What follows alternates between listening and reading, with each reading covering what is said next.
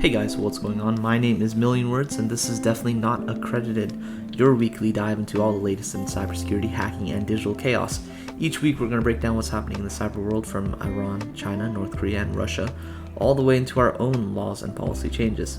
Now, I'm not a professor, I'm not a policy analyst, and I'm definitely not accredited, but that's the point, so let's jump in. So, first of all, Congress is playing pirate. I'm talking about H.R. 498, Scams, Farm, Marque, and Reprisal Authorization Act of 2025. Now, this is a House resolution bill that has been introduced to the House, and long story short, it would allow the President to issue letters of marque in cyberspace. That means private companies could legally be authorized to hack the hackers. Sounds badass, right? But here's the definitely not accredited take. The wording is dangerously vague. It says companies can employ all means reasonably necessary outside of US borders. What does that mean? Can Microsoft raid a foreign bank server? Can a cybersecurity firm hijack infrastructure in another country? And while I understand these are kind of far-fetched ideas, I think the possibility of scope creep is very real and something we need to watch out for. And furthermore, attribution is already messy. The whole reason nations use cyber attacks is because it is relatively hard to prove who did it. Attribution is difficult if you're careful. And even the pros get attribution wrong sometimes. If a company fires back at the wrong target, congratulations, we just started a cyber war. And this is not to say that no other country has acts similar to this, but with countries like Russia and Iran, and even China, their private sector is specifically tasked by the government in order to go after certain companies or certain targets. Currently, it seems like we're just going to give these companies a free rein to do whatever the heck they want. But that's enough about me ranting and raving about this act. Let's talk about Russian hackers and Norwegian dam. So, Russian hackers seized control of a Norwegian dam for about 4 hours. 4 hours. That's crazy. Except for the fact that the engineers just switched the dam to manual override and that was it. Well, you might be saying they seized control for 4 hours, man. That's a long time.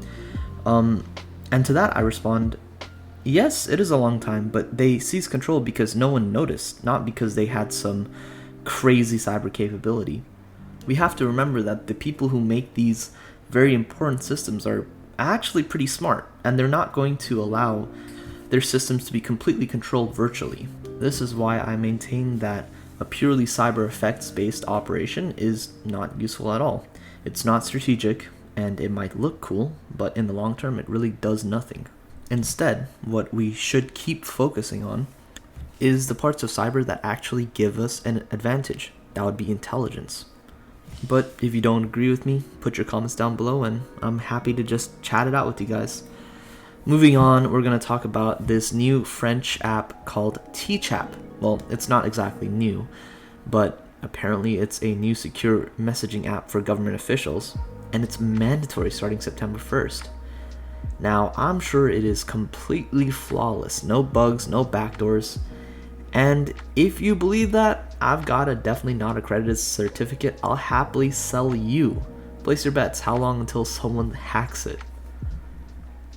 Meanwhile, in China, some poor intern is probably getting whiplash right now because they hit the wrong buttons. On August 20th, 2025, for about an hour straight, they injected a forged TCP reset plus accept packet on port 443.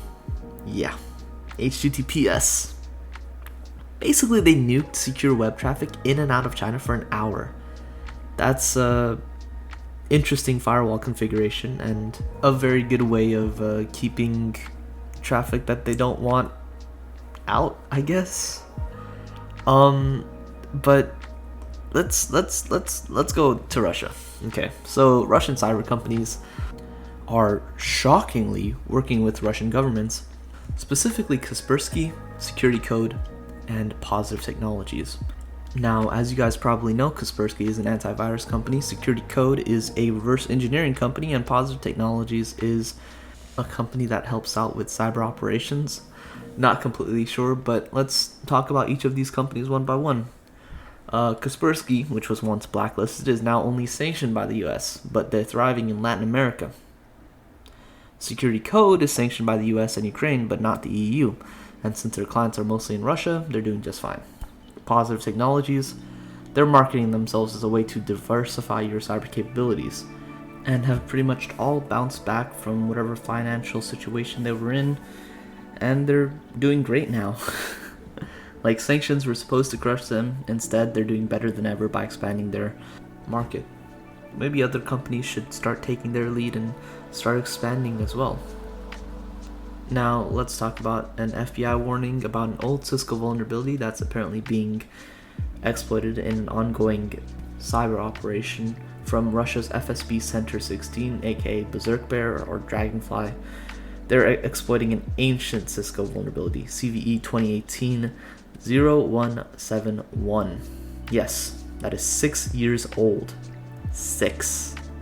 If you're still running unpatched gear, maybe you don't need an FBI warning.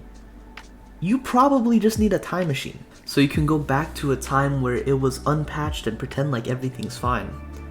Please start patching your services. Please. On the more advanced side, China's got a group called Murky Panda running ops. They're pretty damn good, I won't lie. 0 days, end days, log sanitation, using pretty rare malware samples. Like, these seem like the, I guess, top operators from China's side.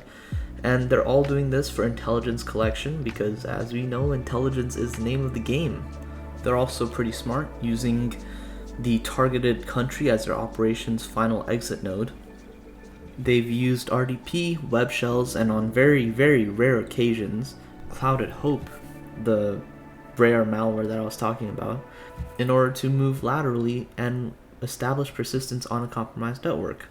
Recently, they've started pivoting to cloud environments, so maybe this is a time where you guys can get your Cloud Plus or GCLD, whatever certification.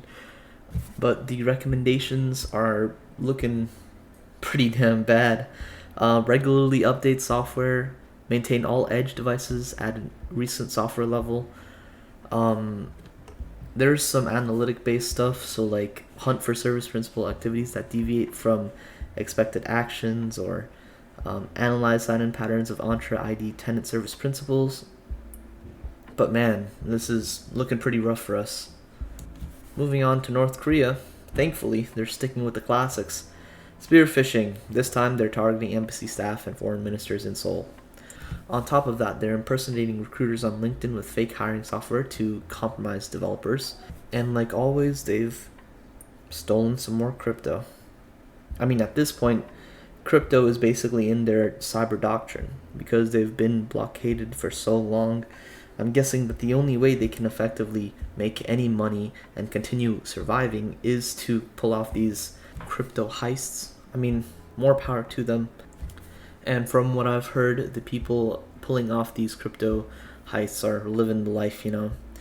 They get more rations and better food, better living quarters, better privileges than anyone else living in North Korea. So, big ups to you guys, I guess. Live your life. And finally, Iran. There's a possible MOIS operation. I mean, there's always an MOIS operation, but their playbook is pretty by the numbers, you know. Spear phishing, VBS downloaders, malicious zips, persistence to netbird, OpenSSH, hidden admin accounts, and scheduled tasks. It's not flashy, it's not cutting edge, but, you know, boring works. And that wraps up this week in Cyber Chaos. From hacker pirates to Norwegian dams, French firewalls, and North Korean catfish recruiters. What story do you think was the wildest? Drop it in the comments. Hit that sub if you want more. And remember, I'm not a professor. I'm not an analyst.